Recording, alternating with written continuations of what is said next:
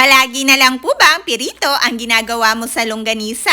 Pwedeng-pwede mo rin po iyang gawin sa ibang recipe. So una po, nilagay ko lang po sa non-stick pan ang longganisa dahil nga po umiiwas ako sa mga pirito at mga ginisa. And then hinayaan ko lang po itong maluto at tinusok-tusok hanggang lumabas po ang mga katas nito. Pagkatapos pong lumabas ang mga katas nito, ito po ay aking pinutol. Then binaligtad ko lang po para maputol ko rin po yung kabilang side at para po malutong maigi yung loob ng longganisa. At niluto ko pa po ito ng mga ilang minuto para nga po maluto ang loob ng longganisa. After po ng mga ilang minuto ay nag-add na po ako dito ng mga sayote. Then hinalo para magpantay po ang pagkakaluto dito. Pagkatapos naman po ay nag-add ako dito ng water at hinalo ko lang po. Pagkatapos ko pong haluin ay nag-add na rin po ako dito ng mga tomatoes at mga leek. At hinalo ko lang po ulit at ito po ay aking pong hahayaang maluto na mga ilang minuto. Para hindi po palaging pirito ang luto ng longganisa ay pwedeng-pwede nyo rin po yan isahog sa ibang pagkain. So after po mga ilang minuto, ito pong longganisa at mga sayote ay naluto na rin po. Napakasarap po ng ganito.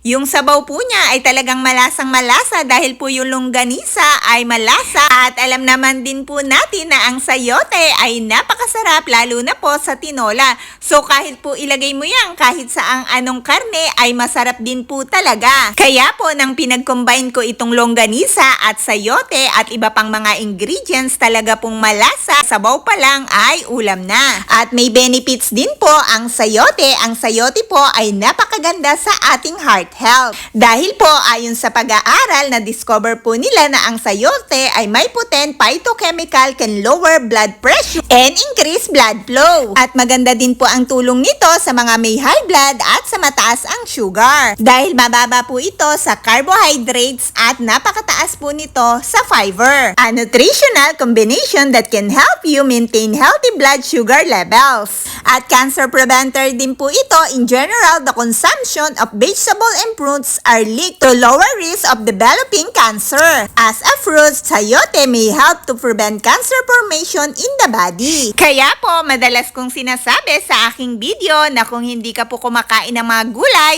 ay pag-aralan mo na pong kumain ng mga gulay at pati na rin po ng mga prutas. Dahil po ang mga gulay at prutas ay talaga pong malaki ang tulong sa ating katawan at napakaganda po dahil maraming vitamins and mineral tayong makukuha at bukod nga po doon ay palalakasin ang ating katawan at makakaiwas po tayo sa napakaraming sakit. So sana po ay nagustuhan mo ang recipe ko for today at may natutunan ka. Always remember, eat enough and nutritious food to always be in good health. Stay healthy po tayong lahat!